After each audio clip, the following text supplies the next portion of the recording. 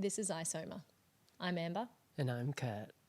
iSōma is a community-rooted organisation, and our intention is to reorient ancient healing principles back into modern-day practice. We explore, cultivate and cure that precious place within ourselves of deep listening, the art of deep listening, so we can move back into a deeper place of connection and intimacy with our own lives and intimacy as an artist here in the world in the way we choose to serve and offer our skills to our communities, to our families, to our workplaces, and what we're contributing is of greatest value. Inherently, these conversations are around honesty. Honesty about the quality of the relationship we have with ourselves, we have with others, we have with nature, the unseen forces, the animate world, spirit all around us, and how we might live in our ordinary, everyday life, experientially applying with reverence, respect, ritual, discipline, these principles, and therefore being able to receive that depth in ourselves and repair what so deeply requires our attention. Something that we both feel humanity is deeply thirsty for, to explore the mystery and to stop approaching life as a problem to be solved, but to unravel and look behind the veils and find those things that truly quench the human spirit. We are coming from the place of offering these teachings in an experiential way, not just an intellectual way. We're not here to talk to the mind, but it is conversations, heart-to-heart conversations. And in our practitioner path, it is truly rooted on the foundation of experiential understanding, through living it, through walking it, through being with it, and cultivating that patience of not rushing, we come to truly see. Our core principles are relational integrity, somatic fluency, and elemental coherence.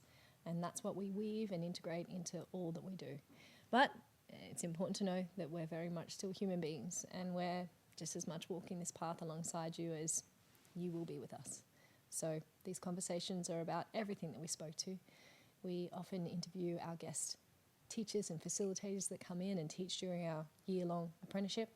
And sometimes we have conversations about all of the topics that we teach to and everything in between, just between Kurt and I. It's an honour to receive you and have you give your time to this. And we're incredibly grateful and hope that you receive so much from it. In today's episode of iSōma, Michael Gay joins us. He is a psychotherapist. He is trained in Gestalt therapy. He is trained in rites of passage work, wilderness work, and he's currently in private practice in Appalachia. He's also a dear friend of mine and has been a guest teacher in iSōma last year and our coming year in our practitioner path.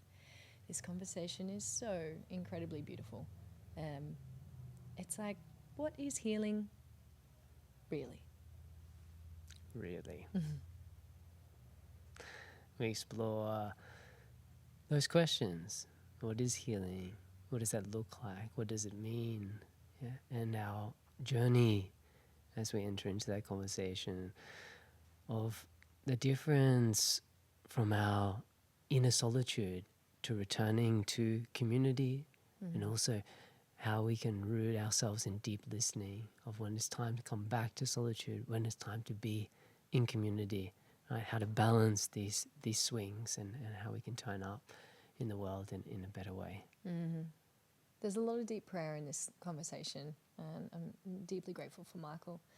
And I really look forward to hearing your reflections on your own personal journey with where you swing towards community or an individual path, and what does that look like for you throughout your life, and has that changed, and how has that influenced how you felt you were able to work with the parts of you that needed tending to, nourishment, healing and repair. Hope you enjoy.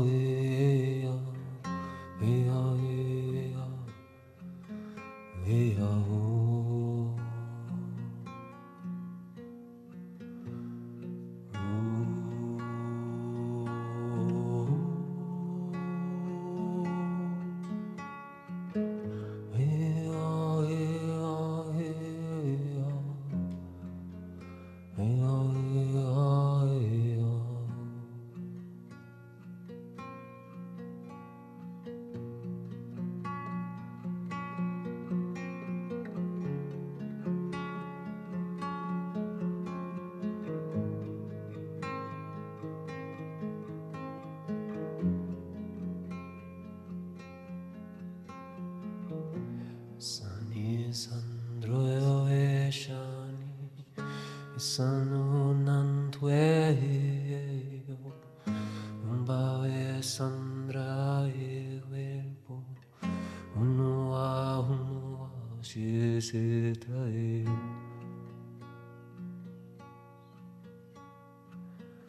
Yahweh, Yahweh, Yahweh, Yahweh,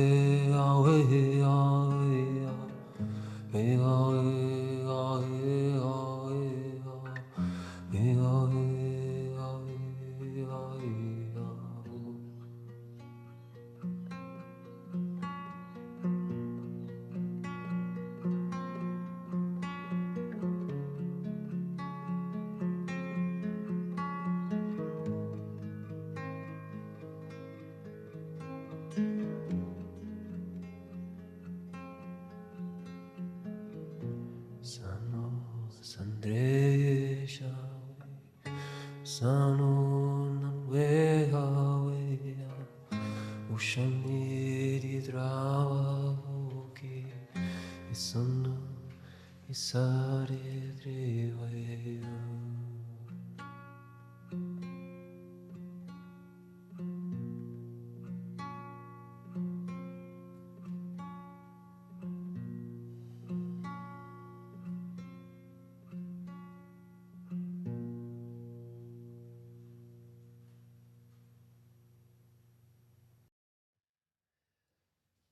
Oh, Michael Gay. Hi. It's nice to have you sitting by the fire here up in the mountain.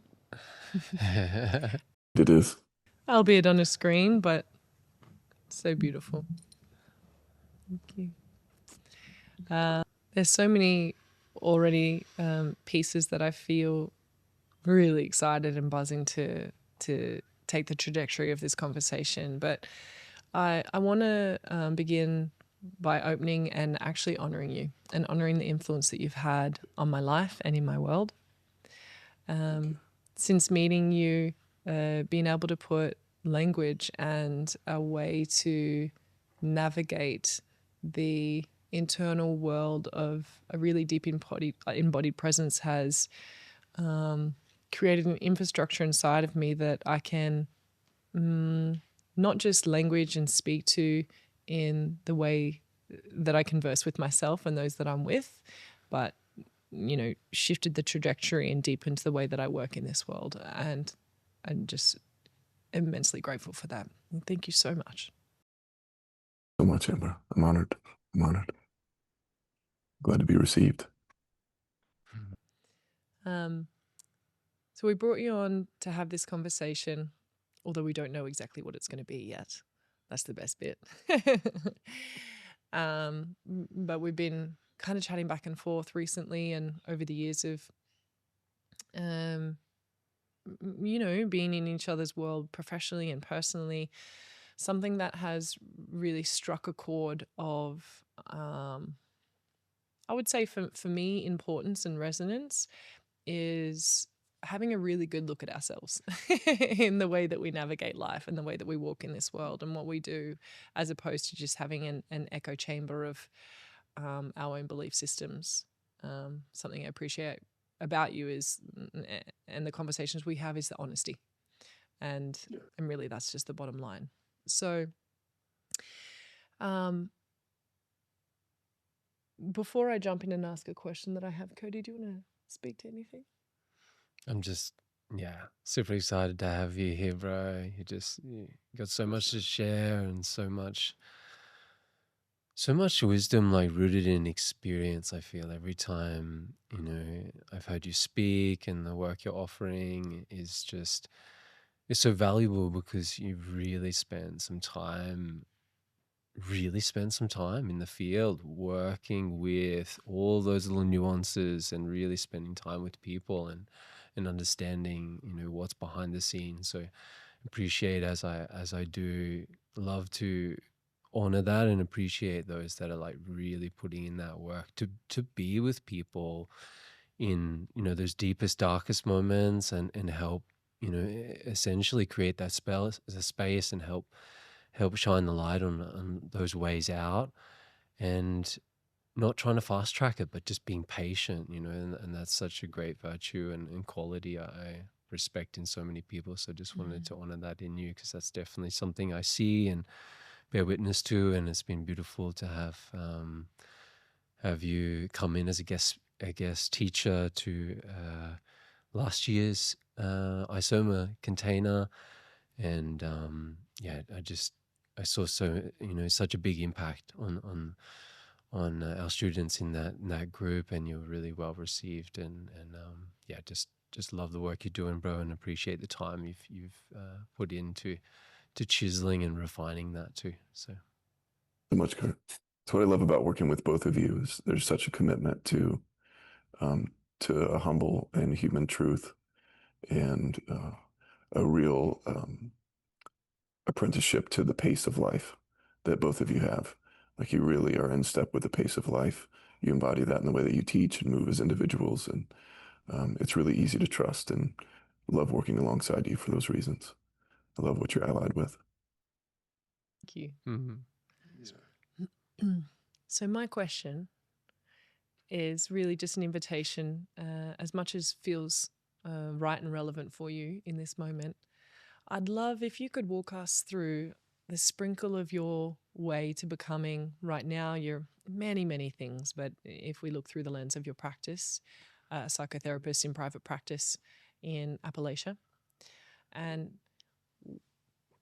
from a little boy, the touch points of what you've had experience, trained within, that have contributed to the way that you work and the way that you walk with your work now. Sure. Let's see if I can give you the distilled version. The things that really shaped me as a kid were being outside all the time. My family, we went camping all the time. We were outdoor people. My dad really carried that and made sure that we were outside a lot. We had a big, vast, backyard and public land behind our house. And so there's a lot of time outside, and we spent outside as a family. So it wasn't just like the kids play outside, like this is a way of life. My family purchased a small cabin when I was 2 years old, and we were just up there almost every weekend. There's no TV, there's no air conditioning, there's no central heat, just a wood stove and the mountains. And so that was just a way of being. And I feel really lucky that I got in the rhythm of doing that, and being that way, because I feel like the tones in my deep self got attuned to those places. And so that really stayed with me and still stays with me. I've lived a lot of time outside after that. I don't know, how deep should we go? Go for it. I mean, I did have a time in life where there's something, at the time of most young kids get rites of passage in their teens, there was something that came in for me at that time, that, like, a deep trouble, with the stories I'd been told about Christianity and why we're doing what we're doing. I always felt like there was a deeper message at the heart of the faith I was raised in, and what we were doing was more of like a cultural, social exercise than a real practice. And it just woke up from the inside. So that's what shaped me, is there's something inside that happened that set me apart from the larger outside world, it just happened. It's like something really truly woke up, like a little soul piece came in, and I just experienced a lot of separation. And a lot of my life was trying to figure out how to bridge that, how to get back to a way of faith in a higher power, relationship with the creative forces of life, trying to accept the way that things were. What do we do when there's like so little clear guidance from higher powers or from each other? And in that pursuit, made my way to wilderness rites of passage work and wilderness therapy work. And that was a place where I could really churn with my questions and do something meaningful. And the invisible hand really guided my life.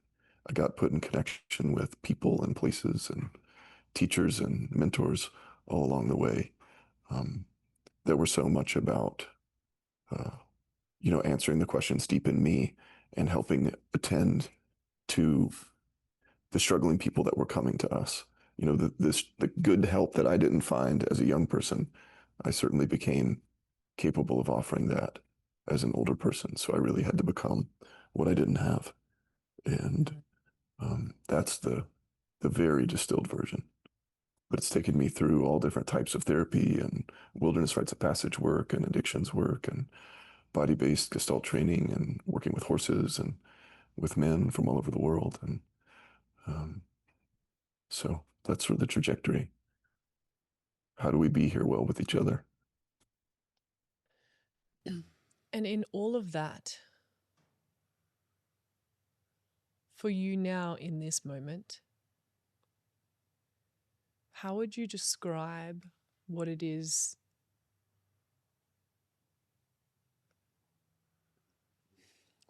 to heal?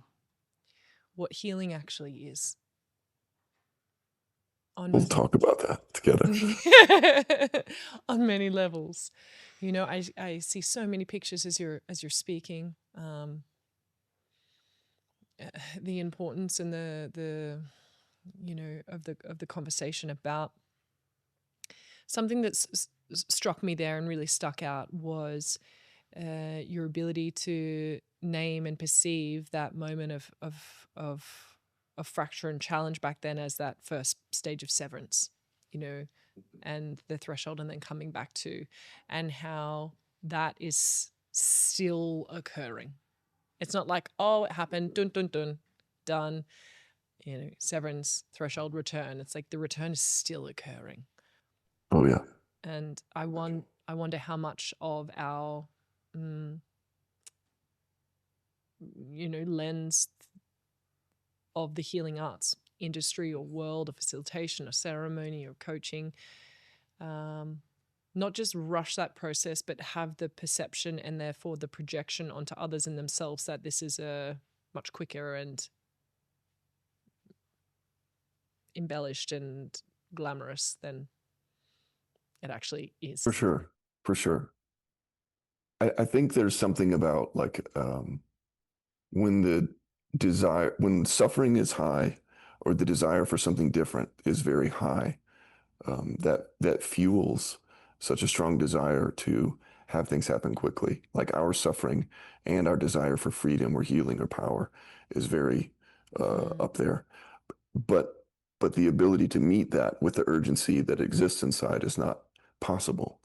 We can rarely truly get to where we want to quickly. Like relief isn't readily possible. Change and growth isn't so fast. So there's inherently from the beginning an incongruency between like the intensity of desire and the pace of meeting it. They're always going to be outpaced. And so I think people get really seduced or convinced. They kind of play off people's strong urgency needs and convince them that the road to healing or change is quick or fast or just like right there and instantaneous. And I don't know if that spontaneous healing does happen and relief can happen quickly, but usually the pace of life is longer than that.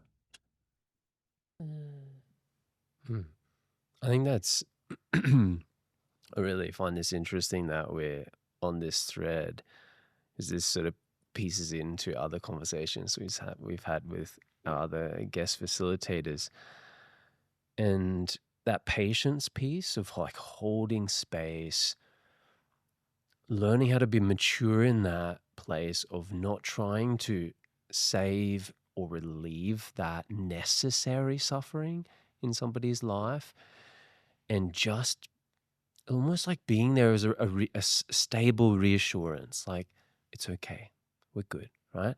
And as you were speaking there, Michael, I even had a vision just then of my little boy. I got a 7-year-old little boy, and often he wants me to relieve his pain, right?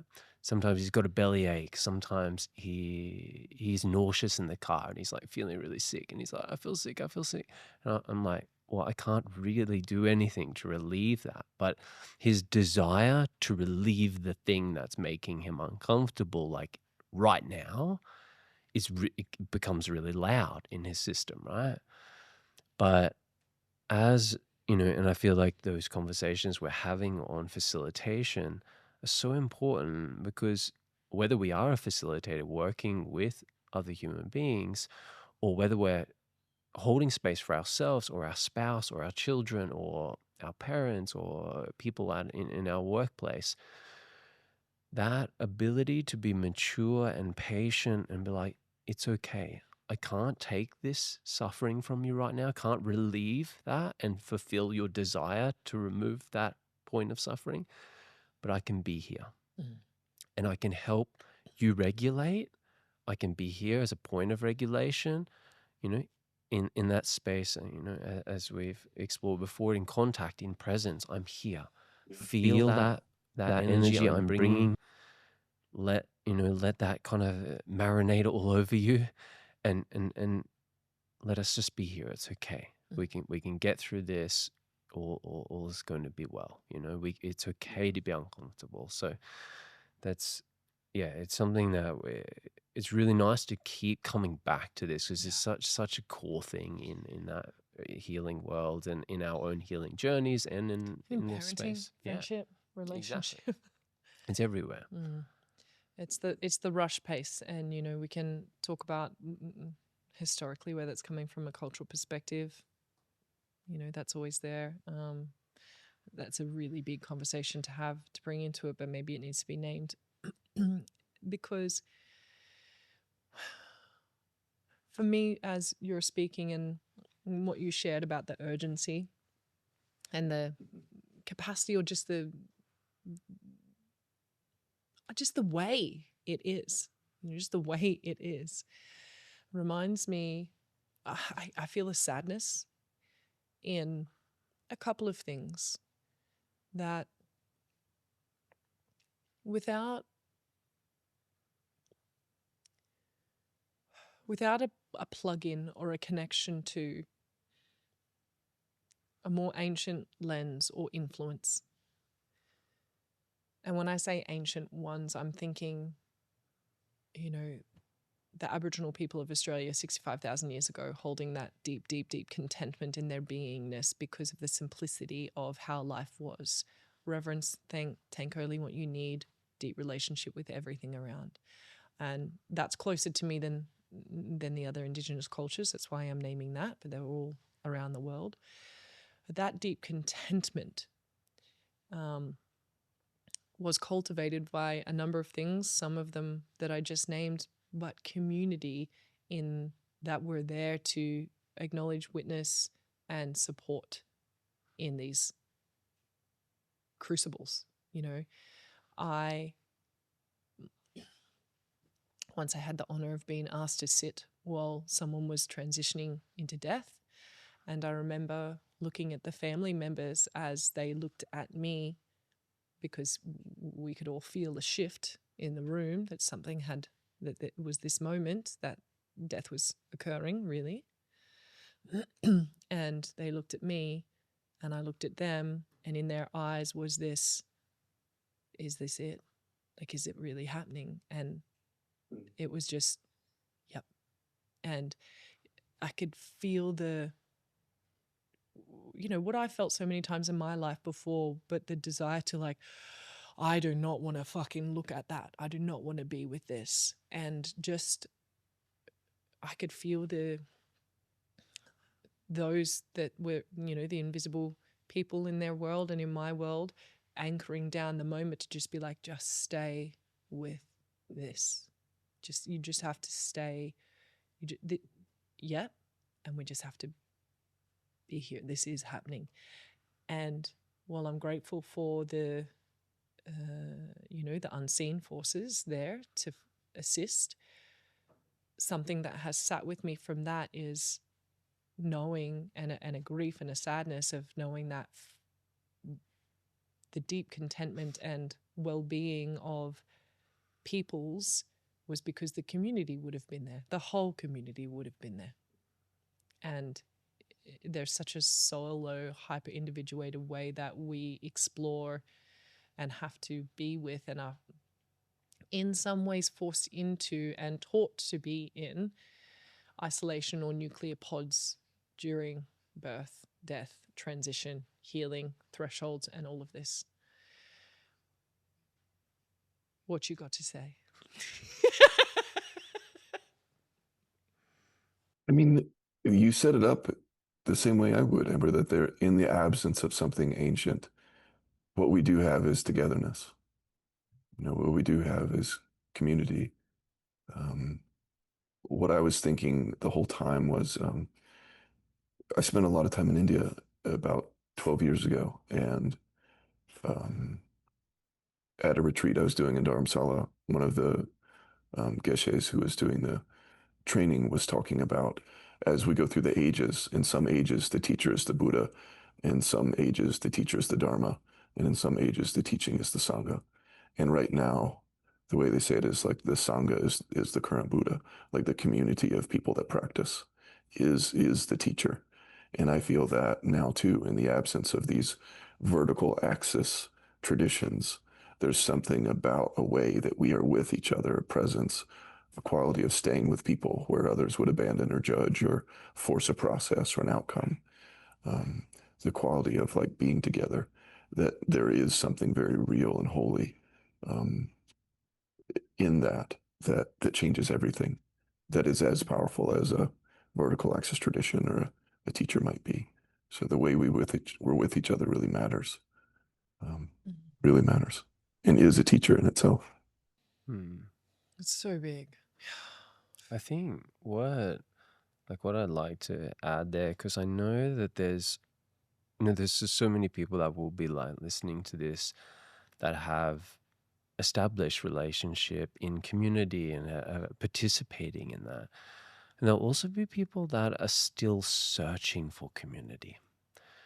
Know that there's an underlying thing of, hey, this makes sense, that together we heal, together we remember, together, right? The remedy we're looking for is a togetherness instead of a divisional, playing field.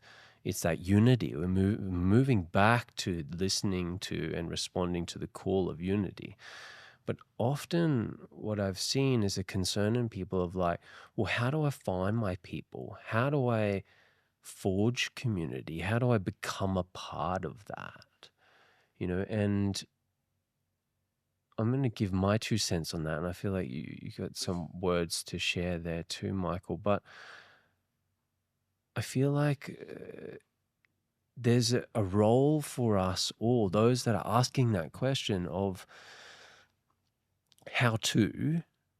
We can see why is clear, but how to seems to be the tripping point. I feel like the simplest answer to how to is participation, like consciously participating. Instead of sitting back and thinking about the how to intellectually and reasoning and wrangling with ourselves and arm wrestling with ourselves, instead action is required. It's like participate. Just go, be a part of something without what can I get from this, having the attitude of what can I contribute to this? What can I give? I think that's often It's sort of the mindset of extraction. I've seen the downfall, our pitfall is I want to be a part of community because I could see how that makes a lot of sense. How does that benefit me? But how does that benefit me? What do I get from it? But I think with that subtle adjustment of attitude and coming in then orientated from the place of what can I contribute and how can I participate here, all of a sudden that community starts to forge around me and I'm not looking to get anything from it.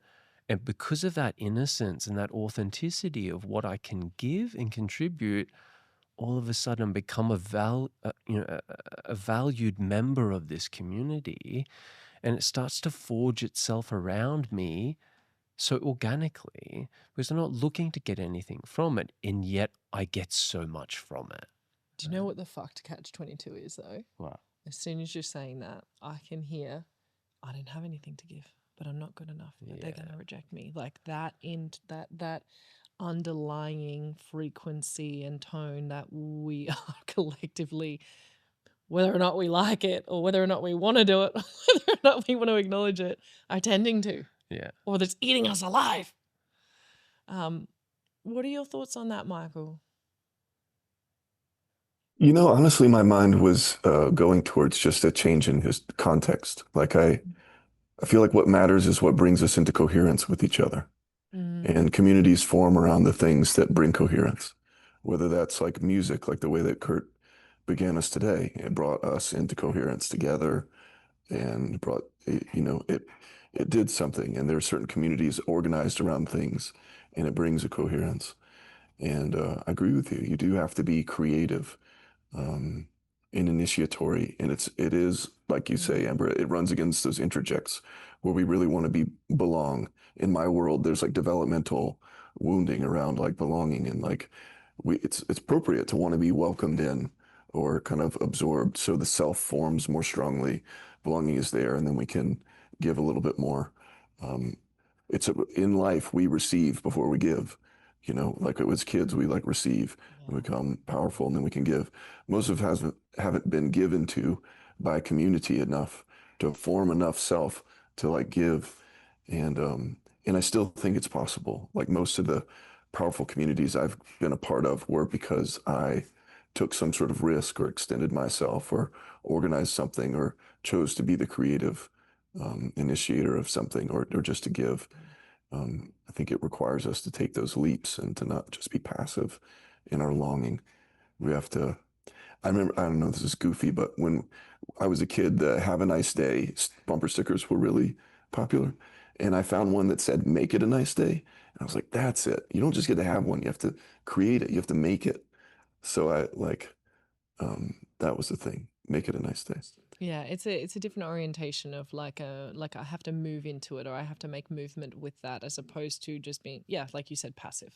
But the coherence piece is something that was really beautiful that, just shaped the picture for me, because if you have something central in the middle, and I mean this is a conversation for another time, but Kurt and I were talking about, and something for me that I'm trying to find a way to speak to respectfully without too much fire behind it is that when it comes to, and I'm not a server of plant medicine, this is just my perspective of being in the world and assisting and, being invited into those spaces. So I'm not saying that from that perspective for those who are listening, but being immersed in community and having been a part of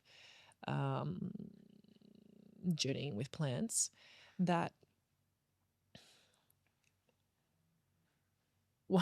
once again, the West has taken something that's really, really about actually togetherness and life celebration. Yes, healing, but the community roots in a lot of Western societies and practices and refigurations of this ceremony are missing the fact that when you are going, there is something to take, to offer. It is actually an offering, and you're offering, you're offering prayer, you're offering song, you're offering food, you're offering physical contribution, you're offering pitching the teepee, you're offering picking up, you're offering whatever it is that you're offering. But the first point should be to go in with offering. It's as much of part of the sacrament as the actual medicine.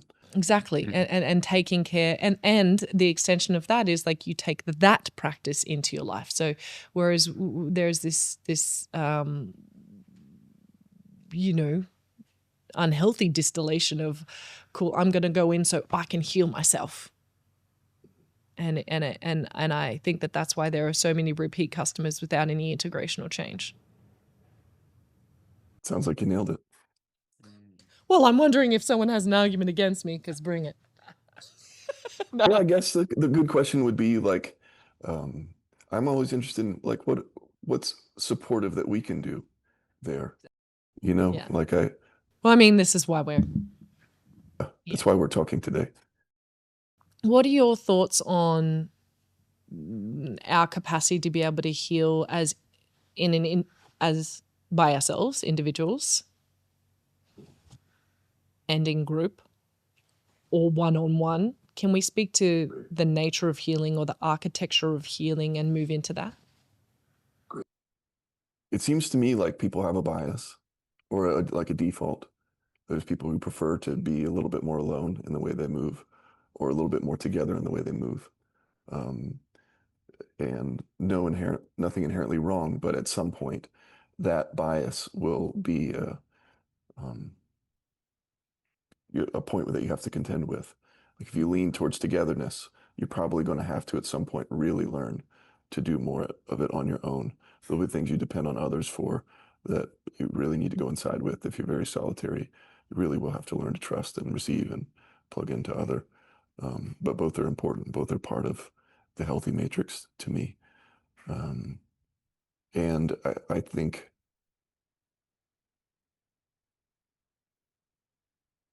I'd be curious to hear what y'all's thoughts are. Like I actually think that there are a fair amount of decent individual healing practices and exercises and tracks to explore that are really just inside the self, intuitive things, different ways to think, to journal, to work out, to do all kinds of things.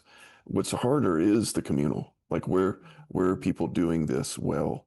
Where do we get that external uh, tuning fork? That is harder to find, in my opinion. It's a real problem because I think we're really wired to be social.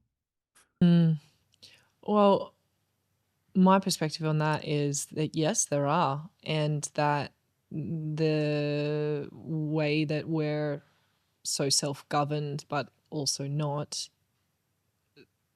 completely, I think, autonomous in our own inherent listening and direction, that we can get stuck on individual practices and everything just becomes like an isolated and then there's no application, because either way you're going to have to end up in community.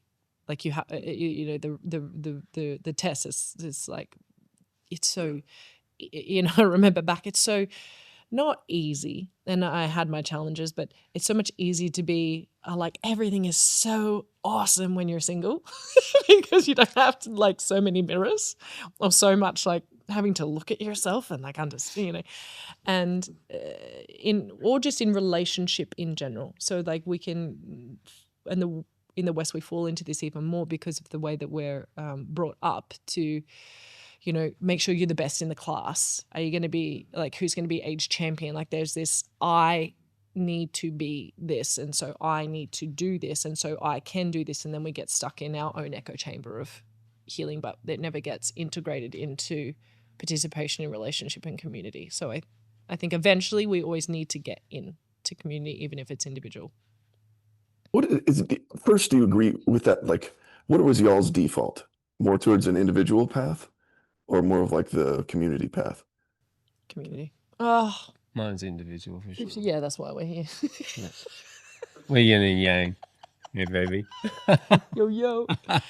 I created community. It was always inside of me to whatever I did, whether I was like in my soccer groups or whatever, I wanted to create community. But I had a very strong I'm the winner in me. So I've had a battle with both. Those have been in conflict and then they've had to massage together. You? I think I was like a disappointed communal. Like I kept trying to go for the communal, but kept having to be more of the individual. Why do you think that is? I don't know. just is. It just is. Yeah. Yeah. Because I think that there was part of the ultimate medicine that I would have to arrive at is how to form the communal, to know the pain of like not finding it and what people really look for. Because I remember how much I was burning when I would show up to these events and how invisible I felt, the suffering or the longing felt to the people there that were leading or guiding or even the other participants.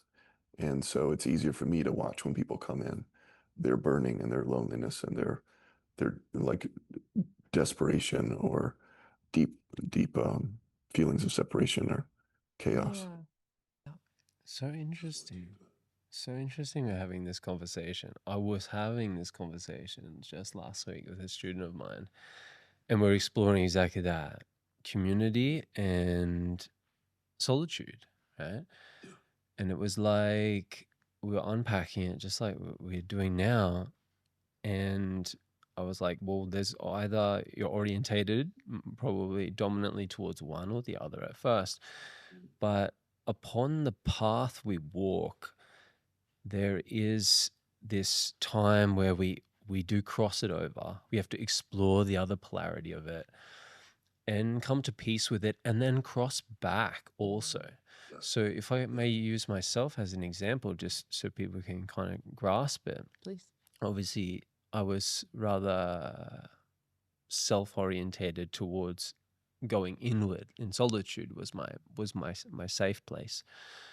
And after so many years of my initial, let's say, turning the lights back on, right? Awareness growing, expansion happening, this metamorphosis occurring in a very isolated solitude within myself, then came the calling to be of service. So that involved community, right? So it was like this growing, learning, expanding, unlocking, remembering, and then the call from solitude, from my inner cave to the marketplace, right? To the community, to where everyone was. You mean like the busy marketplace of people? Yeah. Okay, yeah. Right? Not the actual marketplace, but metaphorically, I got it. from the cave to the marketplace, Got it. right? Yeah. So, and as I approached the community, you know, obviously having that default of my solitude was my safe place, you have to, you're going to be uncomfortable. But it was like that invisible hand that you were talking about before. It was like, you need to be here. Now's the time to put into action what it is you've realized, so it can be actualized, right? So it can be lived, and it becomes a part of your blood and your bones and your way you walk in the world. So I was able to sacrifice my comfort, let us say, in being in the marketplace of life and sharing in community and being a part of that and contributing. And then eventually that grew into others becoming almost dependent, right? They want from you, right? If you're, I suppose, a guide upon the way, then there's always going to be somebody that's like, can you help? Can you assist? Can you collaborate? Can you wanting something, right? And of service, you're often giving. But then there comes a time, like I can only use my own experience there, that solitude calls me again. Another wave of going back into the cave, from the marketplace back to the cave, and having to deal with the stickiness that could easily form of, well, now there's so many people that are not reliant on me, but need me, and they're asking for me, and they require my service and my help and my love and my support and my direction. It's like, and what's the devotion to it at the end of the day? Right. But to meet that also and go also that with that confronting truth of humility of, I have no obligation to community, right? I'm contributing, but when that invisible hand calls me back to the cave, I must also trust so deeply and so fully in that there's another wave of realization. There's another something called me. I don't need to know, but I need to respond and to listen and be able to be not rigid in one or sticky fingered or clinging, but be able to like oscillate between the two, from the marketplace to the cave, from solitude to community, serve the community, move back into solitude, from solitude into greater like access back into community. And this has been a really significant part of the way I've moved, in the things that I've had to confront, because it was like, oh, people really want me. I feel bad that I'm now retreating from them, going back into my own isolation. No, but like there was a subtle level of that, right? yeah. But I'm kind of also trying to generally speak because I know there'd be others that feel that same way. Okay, but I would argue, Michael, I'm interested in what you have to say, that even though you don't have an obligation to community, or like I don't owe anything to those people, true, but honestly, not, because essentially you're going back into isolation actually for community, to get back to community anyway. Yeah. So I know that it's just like a wording thing, but I want to be precise in it so that those listening, because I think we do owe everyone something. I think we actually do have an owing, but it's not they need me and they can't do it without me. It's just like I have to do this so that I can do this again. Mm-hmm. It's still, yeah. Does that make sense? It does. I mean, I think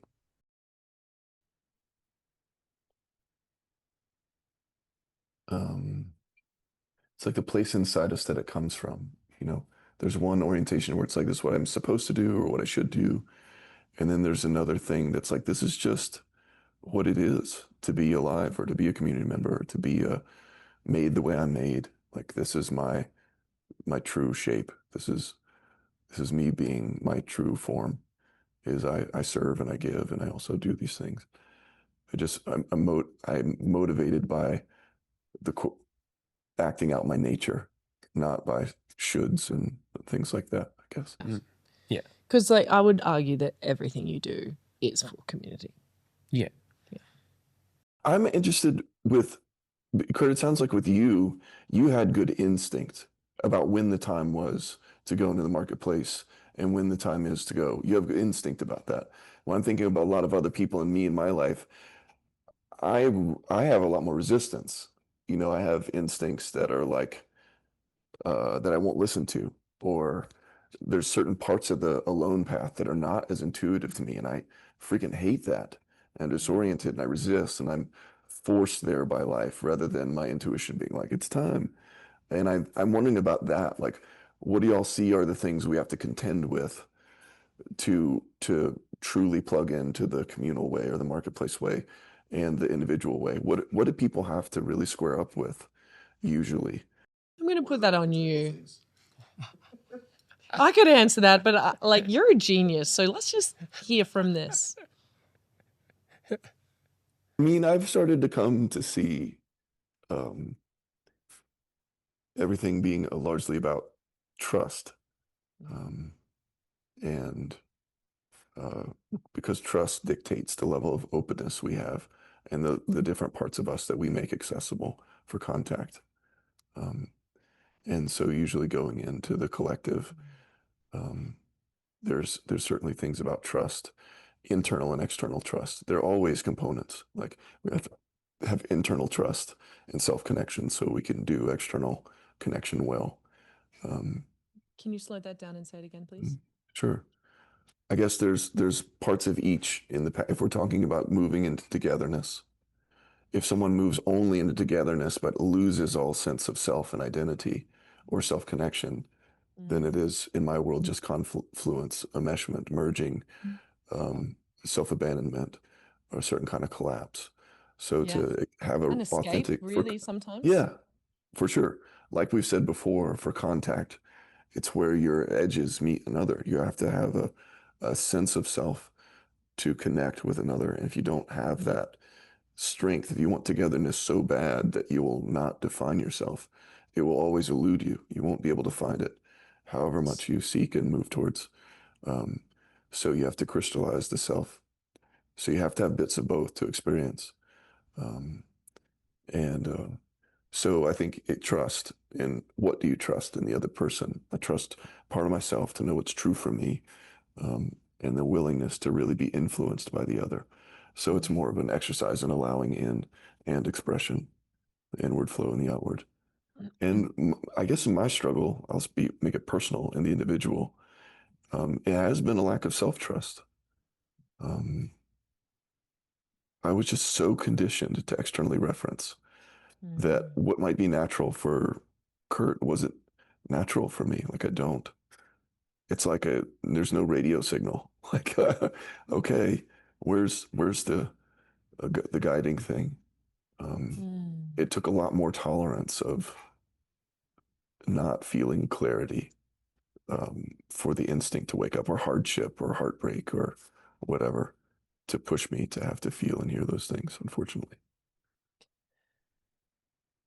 It's hard, and it's so interesting because I'm a completely third different, and I assume everyone would be so different to this, because as you're saying that, even though I could form community, it was still difficult for me to trust completely in community. It took time, and it took like the last 10 years of, or longer, but you know, a decade and whatever, to do it. And it's only in recent years, like 3-4 years, it took becoming a mother, it took getting pregnant and being immobile and being absolutely dependent in many moments of a really, really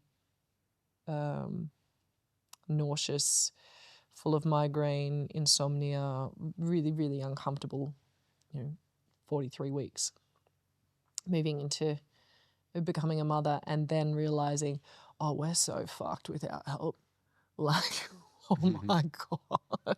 And it is so unhealthy for me to be Annie's only mum, and being amongst other mothers who understand and appreciate and have some sense of crystallization in themselves, but are participating in community and therefore will mother my son. Totally different to me.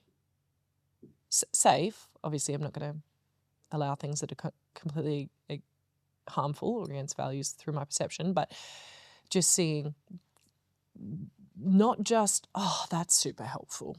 Oh, yeah, that would be great, but fundamentally reorientating everything I do in my world and my work, and having experienced a sincere in multiple individuals in a community where those people have a sense of self, they have a sense of trust, and they're together. So there's no confluence in the community, and I think that is really, really rare. And only since experiencing that has so much in me changed and healed around togetherness, because in my world, home was a place that I wasn't allowed to exist. It was really, I shouldn't have. It was preferred that I wasn't there, for some of the parties, most of the parties, and so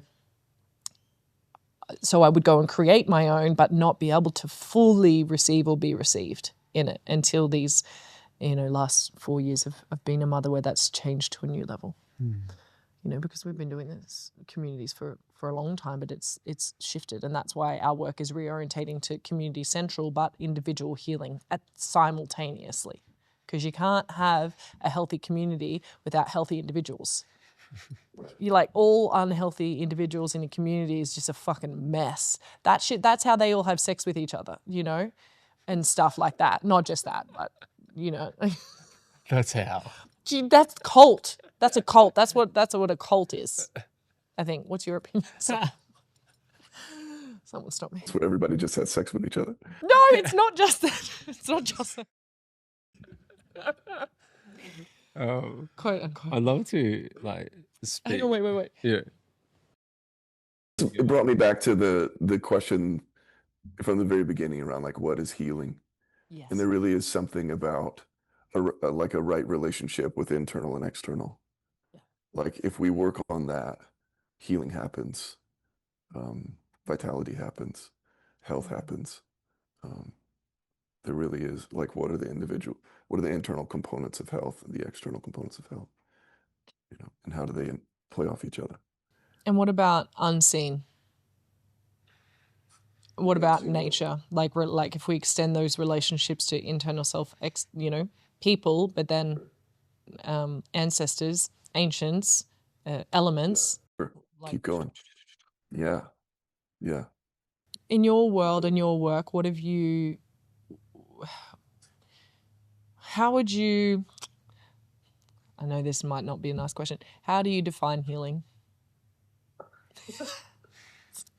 Take your time.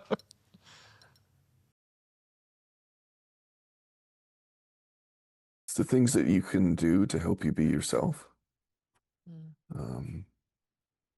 And to feel the components of it to me are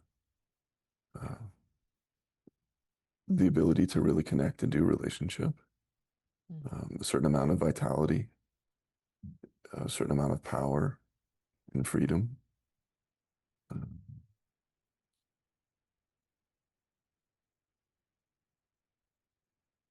Yeah, it's really to be yourself. I really think that people have like a true shape that arrives when they have the causes and conditions to nourish it and to remove the things that inhibit it. And so, to me, healing's just walking towards that shape, in whatever that may be. Why did you choose Gestalt? What is it about it? Sure, Gestalt. Well, one, I was in the therapy world for years, so I got to watch.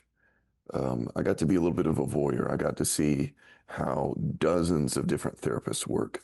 You know, when you're becoming a therapist, you learn from your teachers, but then you're really just learning. You do supervision, but you stop getting to watch other people do therapy work unless you do trainings where there's demonstrations and whatnot. And so I got to watch tons of therapists do work with tons of different types of people. And I got to see how different styles did or didn't manifest in change or connection or healing. And I met one therapist who was the best at all of it. He could get people into their core content and with such connection and care and love and power. It wasn't just sweetness. Like he really had that alchemical mix that brought about healing and change and empowerment in people. And I just was like, who's your sensei? Where'd you learn to do that? And that brought me to Gestalt. He had been trained by my now mentor Dewey, and there was something about Gestalt. And I'm learning how much Gestalt is done differently all over the world. But how I learned it, it's very simple, and at its core, it feels spiritual to me. It's core principles of how life works and how humans work, and it just is that we really pay attention to the here and now. We're very aware of a way of talking about the world. Whenever we talk about ourselves or about something, it puts separation in. And Gestalt is all about here, now, presence, what's alive, what's happening. Each new moment is new. Each new moment is new. It helps to curb our, or at least modern cultural pattern of not being here now and connected to self and connected to other, to exist and interact in these conceptual zones. And there's very little actual presence or contact. And in Gestalt, it's non-pathologizing. We don't. We believe there's like an impulse to health in everyone, and that everything we're doing is some sort of adaptive strategy that's trying to work something out. And we don't pathologize. We may see something as maladaptive, but there's very little labeling. It's just not as important. The label's not as important. The story is not as important. In Gestalt, energy is a really big deal. Emotion is a really big deal. Our bodies are central. It's the root of the here and now. And our whole journey is woven, with that thread back and forth through our tissues and it's the union place of our spirit and our heart and our mind and intuition and ancestor and birth. And so we really center the body and we keep things about energy and we just follow energy and we trust that in itself is a healing thing. It's much less about an expert perspective or angle or this is the way or this is the path, and much more about connecting to the way that life force is trying to move through someone and is stopped or disempowered.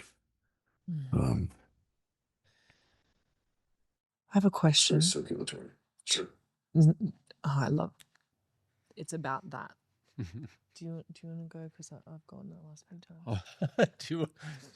You'll go. Okay, go. No, I go. Okay. Right, I'll hold it. I was just going to say, into everything you just said there, Michael, like, and to like piece it back to that last thread of when you said like your instinct, Kurt, must have been strong because you were able to listen to those things and trust, and I feel like this takes trust, right? To be in the here and now, we need to trust, right? And my whole journey and what we're creating with iSōma is creating the right environment, putting people in the right container to come to a realization that trust is a result of deep listening, right? And isn't presence just a deep listening? In order to listen to what a person is saying right in front of you, you have to be here. You have to be present. If you're thinking about anything else, if you're distracted, if you're, paying attention to the dog barking down the street, you're not going to hear. And if you mishear, you're not going to trust, right? So my whole journey, my whole teaching, my whole service to the marketplace, to community, has been spending the last decade and a half of my life teaching the art of deep listening, right? And I see that as we're speaking to healing, like what is healing? I feel like healing is just a remembering that we are already whole, already complete. We are not without. We are not fractured. We are not broken. We are not longing for something we don't already have. We're longing to remember what we already are.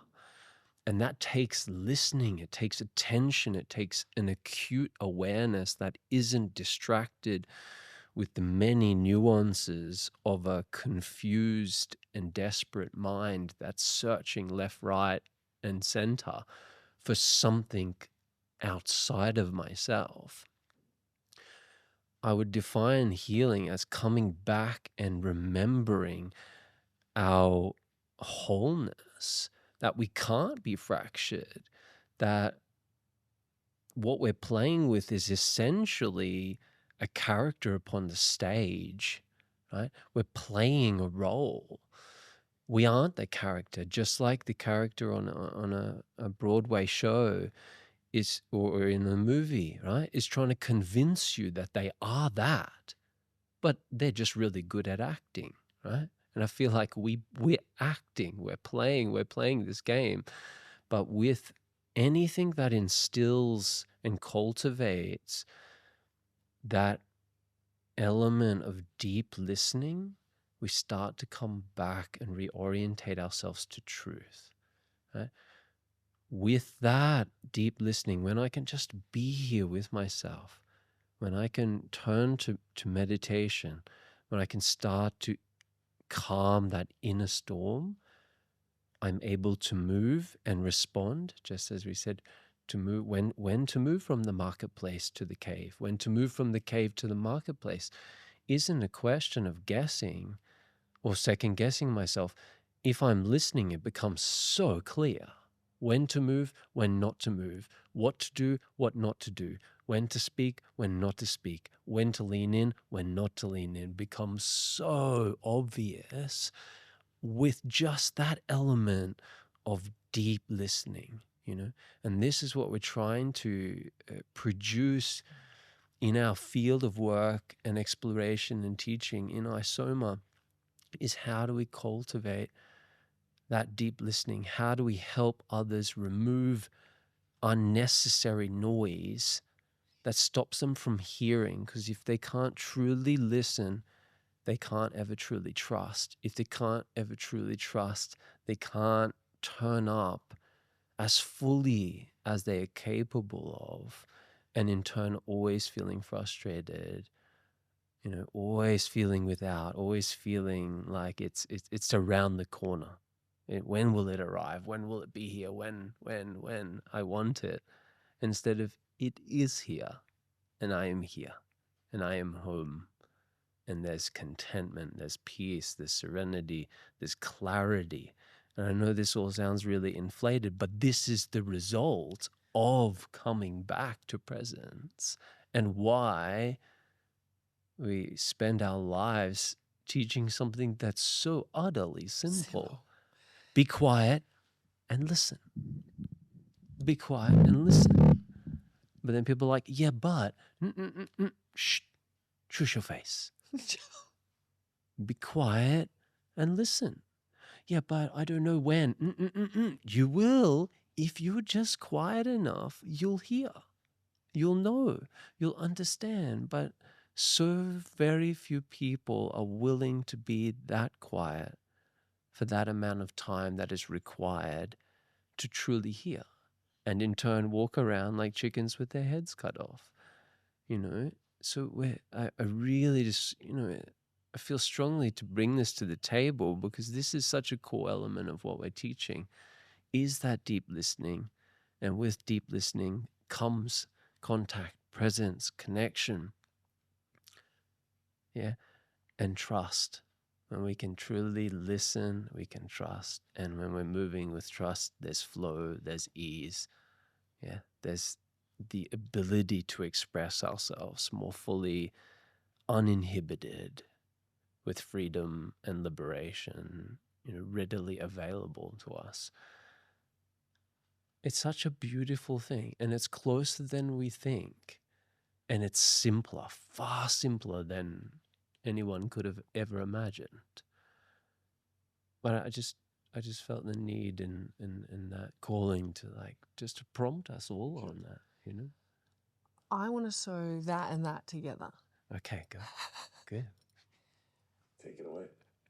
Because, Michael, everything that you're saying, and Cody, I know the sincerity, but the experiential depth that you have with hundreds of people, probably thousands of getting people to you magnetically pull people to that place inside themselves. I've seen it, I've experienced it, I watch you be it.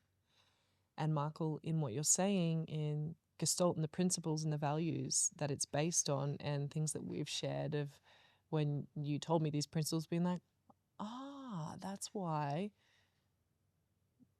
my journey into what I've been doing and the simplicity of what I learned through my teachers in years, there's so much coherence between it and understanding that. And so, Kurt, I hear you speak about the most essential part of us, or the most unchangeable aspect of us in our deepest being. And Michael, and a lot of the majority of my work has been helping people with the part of us that doesn't see that, and the interfaces more through the human, and the parts that are feel fractured and are fractured in a way. And I know you work with fractures and on different planes and harmony and blocks and unblocks in the system. And so what I the image that I get is you two are both sharing and talking, is that the circulatory system that you speak to, and the way that Gestalt acts and contact is and creates the field of being able to see, not just be seen,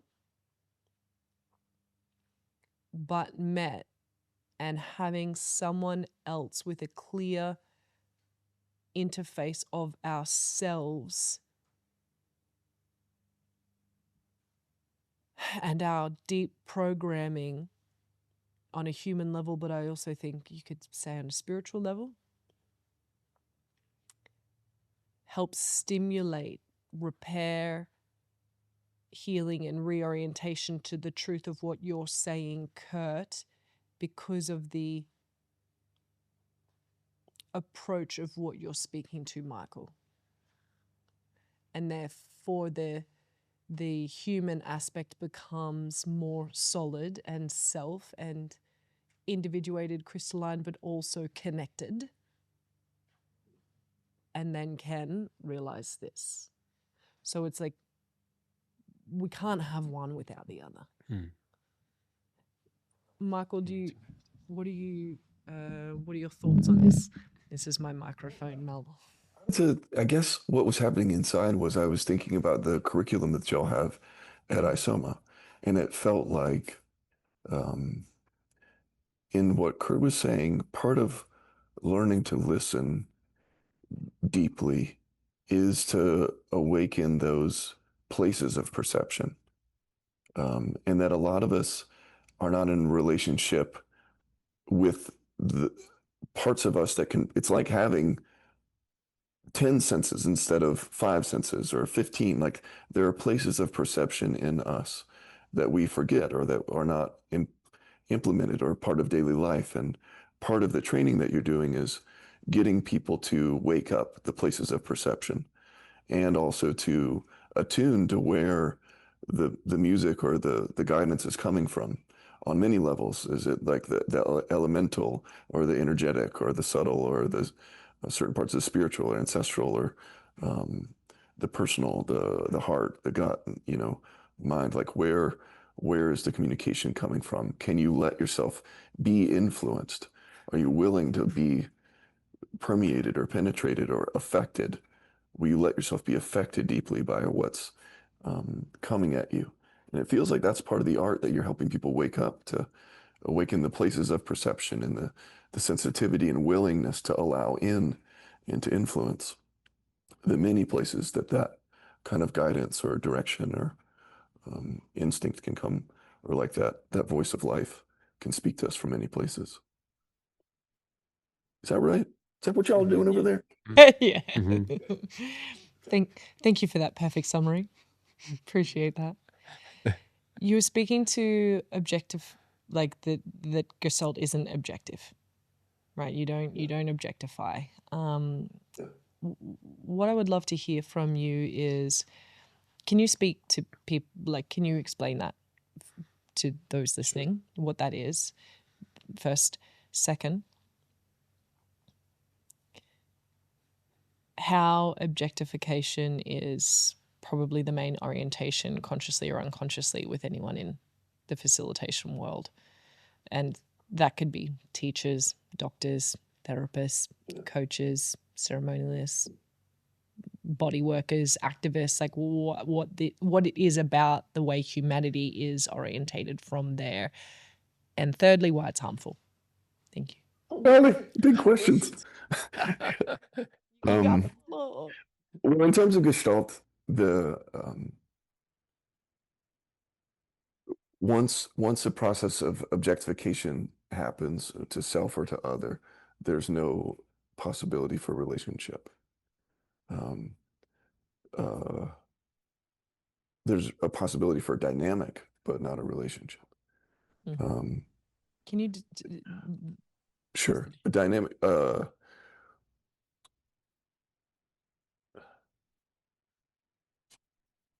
We're defining relationship as the ability to hold like the beingness of other, whether that's a tree or a place or another human being, that they're having a dynamic experience of life and of me, just like I'm having of them. It's the ability to hold that awareness at all times. This other person has a perspective. They have that perspective for a reason. They have feelings. They have a history. They're not just a means for me to get something I want or a barrier or a problem.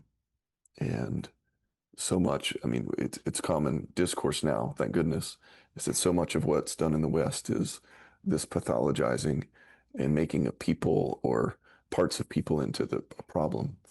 And there's something that happens that if we get too oriented that way, we lose relationship. We lose the capacity for contact. We lose the capacity for like a being to being interaction. And we often talk about objectifying other. But what we talk less about is objectifying ourselves.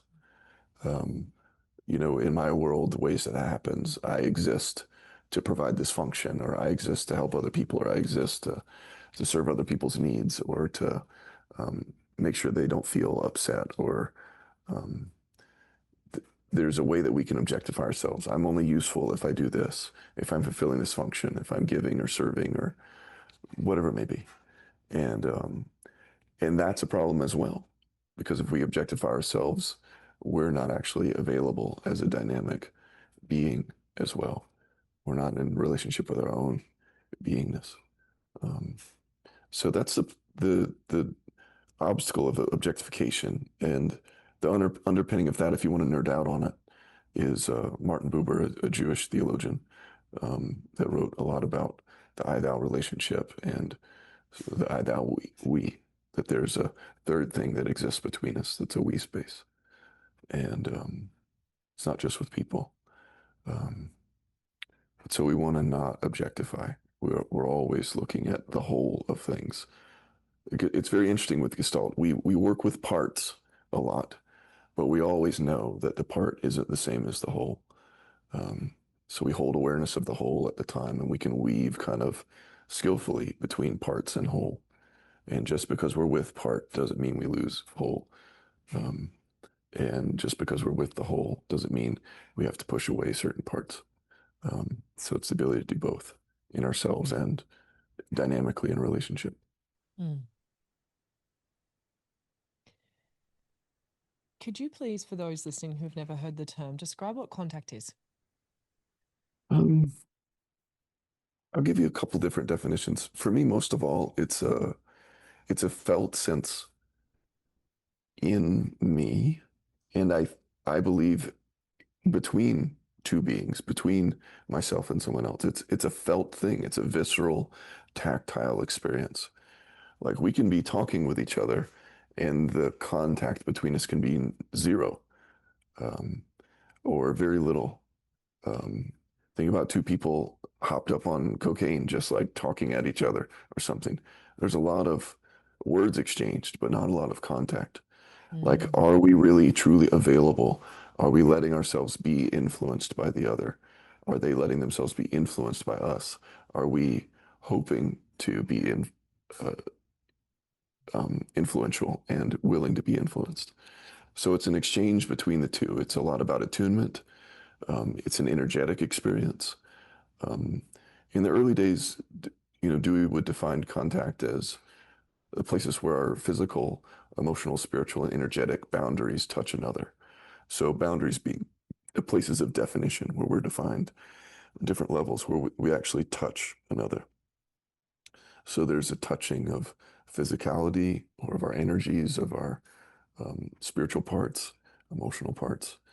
There's this experience of touch with each other, and that produces a whole host of sensations. And it also involves a lot of attunement with each other. So if you've ever done like contact improv or something like that, there's been in a very alive conversation where there's something that's animating both of us. It's not just one way. It's that feeling of aliveness when we're really meeting and being met. And I know that there was a third question on my other questions before, which is like why we oriented that way in our culture, which maybe we'll get to. But with this feels like the most important piece of like anything that I care to like want to shout from the rooftops in the work that I'm doing right now in my world is the essential part, what you are speaking to. And, this was the connecting piece of our friendship and has sustained us is that I came through the world of, integrated therapy very different, on a different path out of medicine. But my early influences were a counselor who did very like traditional basic inner child healing work. And she would lay you down on the bed and she'd just get you to be with whatever feeling was there until it moved or changed or evolved. And she was a teacher of mine. And so I applied that to everything I was learning and realized when I did that, this fucking sensational difference in that person's experience and the you know, the session or the work that I was doing with someone, and when I just held that presence as to when I followed like the method or the modality. You know, when contact, and later, you know, that's why I said at the start, you gave me language. I was like, and have dived into Martin Buber's work since and just digested. You know, it's so nourishing and beautiful. And so I guess I'd love to highlight this piece, and maybe it can be a part of, maybe there's something alive in you now to speak to of like why we struggle as a culture, but most of all, anyone entering this world or thinking to enter this world, or even just wanting to deepen the way that they walk in this world, whether they're a barista or a garbage truck driver or at this time in their life they're devoted to being more with their children than anything else. Like, well, why is it so hard for us? But why is it so important? Heck if I know. I know why it's so important, because I certainly watch the best parts of us come online when we do contact with each other. There is like a third alchemical thing that arrives, where our potentials for love and for care and for connection and for bonding and trust open up in ways that won't without contact. Like, it really is an essential ingredient in our blossoming, and we just have so much faith in contact, and it frees us really from having to be experts on things. Yes. You know, that's nice. And we really That's trust. nice. Yeah, So nice. yeah.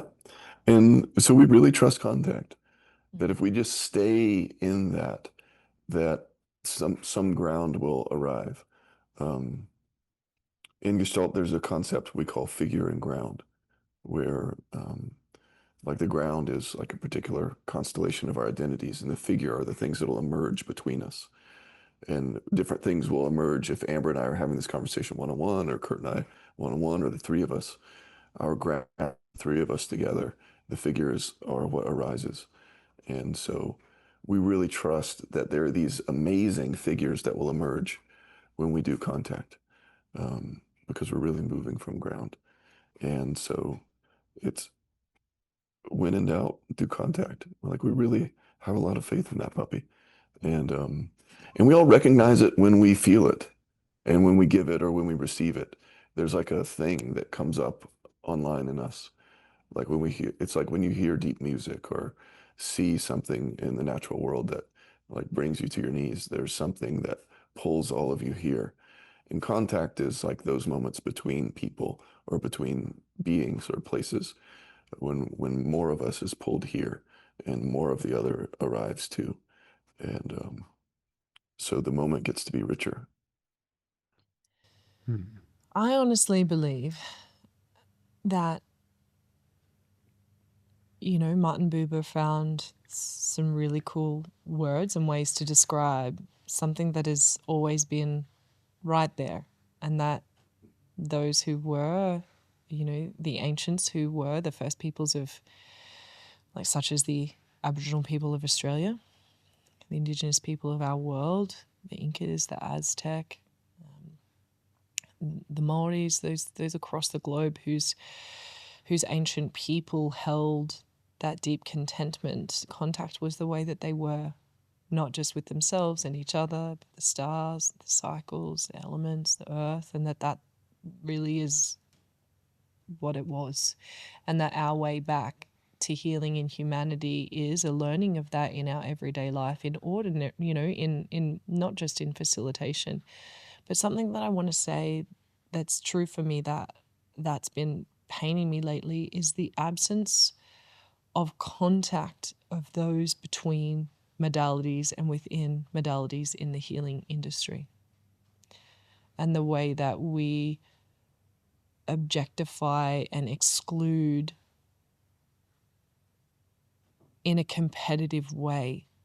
And that my prayer and greater intention behind iSōma is to dissolve those barriers. Stay as yourself, stay as your authentic self in whatever it is that you're doing, but come closer to each other so that we can share wisdom and spread wisdom and heal relationships between and within these industries, because I feel that there is a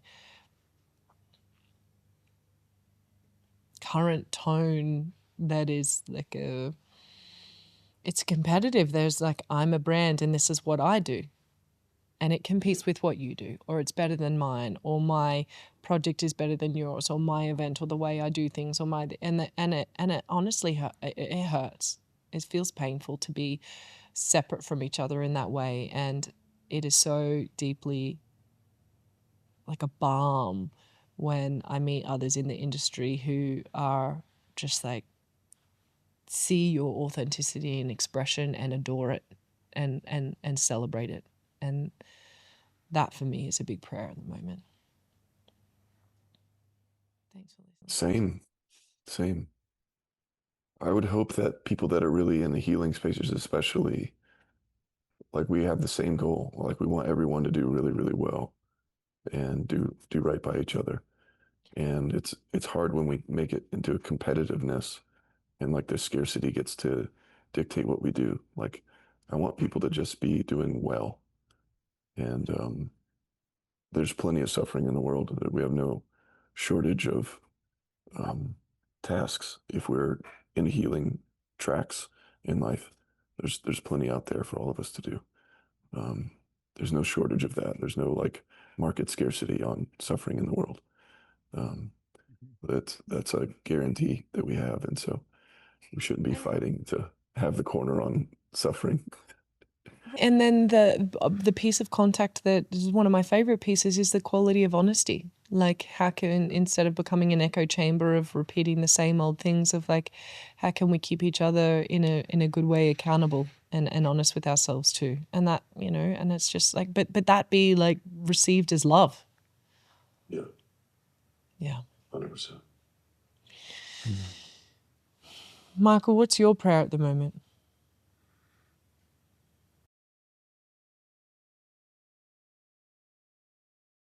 I guess I have a personal one and a collective one.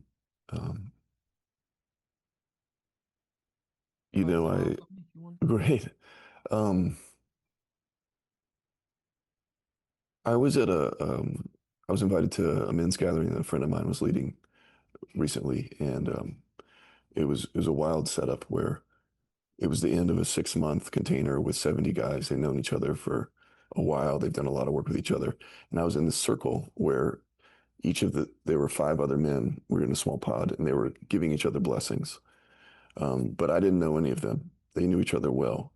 And so, I went around and just went on what I heard, in the deep perceptual place in me. That's just part of how I am. And then in the end, there's one of these guys that really messed me up. He hit me good. And he was like, I've just been blown away by this ability you have to see into people that you don't even know, and to see like the soul essence in them and language it straight away. And I want you to know that as valuable and as beautiful and as that gift is, and I hope that you keep using it, that you finding and being completely in your joy is just as nourishing and healing for the world as that. And that went deeper than most anything has in a long time. So I think that's my prayer, is that I really come into right relationship with my own joy. And my prayer for the collective is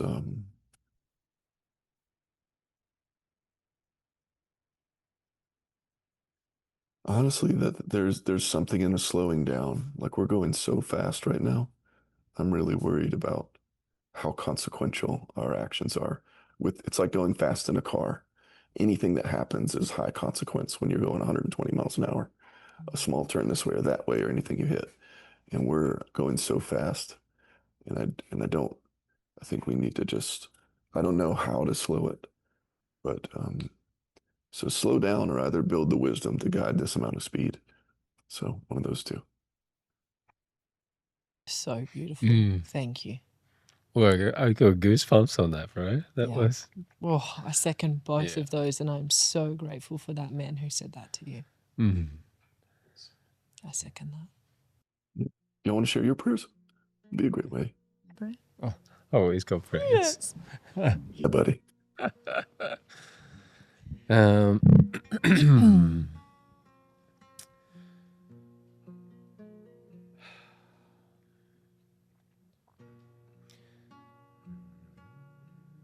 think mine's very much a prayer of like universally applicable for the collective, myself included. And it's one of courage. Of courage to turn up, to lean in, and to be curious again. Like the courage of the adventurer. I feel like in order to move forward in a good way, we need to be courageous. We need to be brave, you know.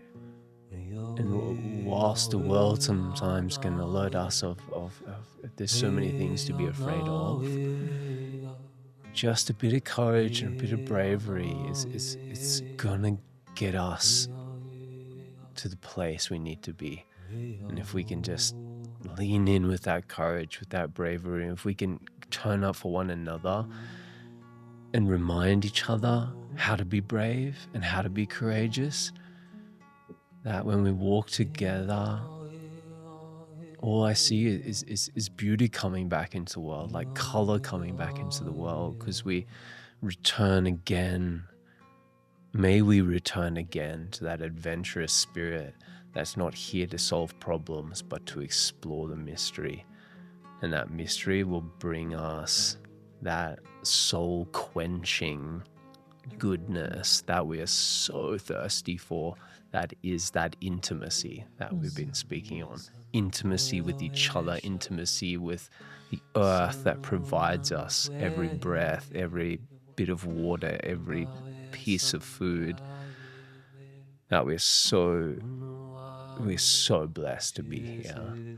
And I feel like that is a remedy that will soothe, not only soothe the soul, but a balm that can be applied again and again. So my prayer is for courage and for strength, and that we may continue to turn up and remind each other when we forget that life is so beautiful and it's not a problem to be solved. Let us explore the great mystery together, but we just need a little bit of bravery, a little bit of courage.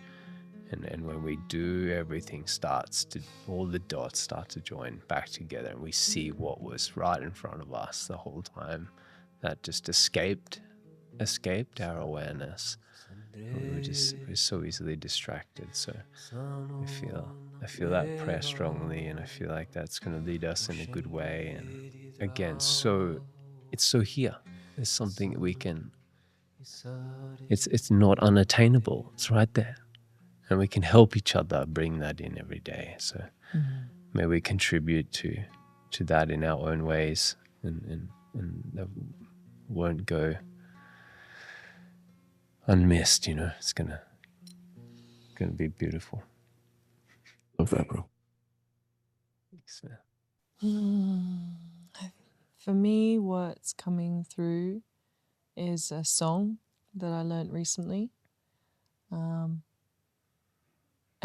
And the song is a prayer. I want to honor my teacher, Louis Piazzetta, incredible musician and prayer holder and songman. And this is for all of the spirits, all of the people who are dying in unimaginable ways, and for their spirits to be held.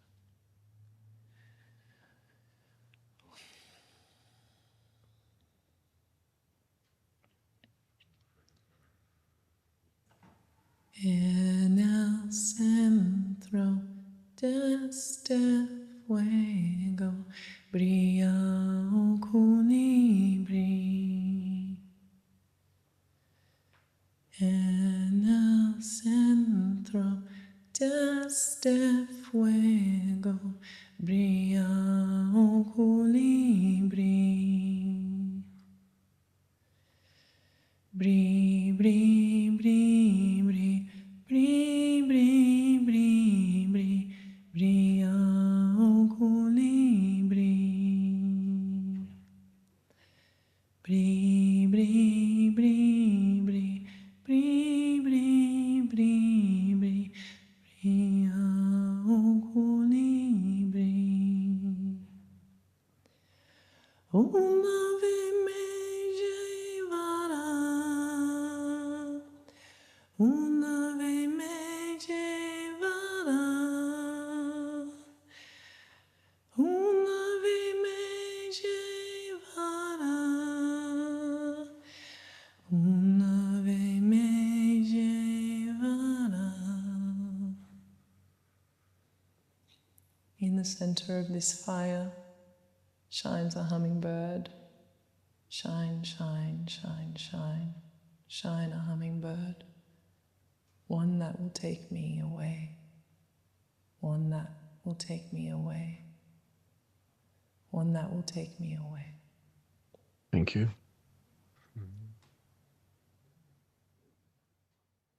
We thank you for listening. Thank you for gifting your presence and your time and absorbing everything that's been put on the table here. We invite you to leave a review on whatever platform that will really pay forward this to those that need to find and to hear what's being said. Yeah, if you got something from this, if you received something, then we would love it. Would deeply, deeply benefit us if you were able to let others know. Pass it on, pay it forward. Thank you so much for your time, and we look forward to bringing you the next episode.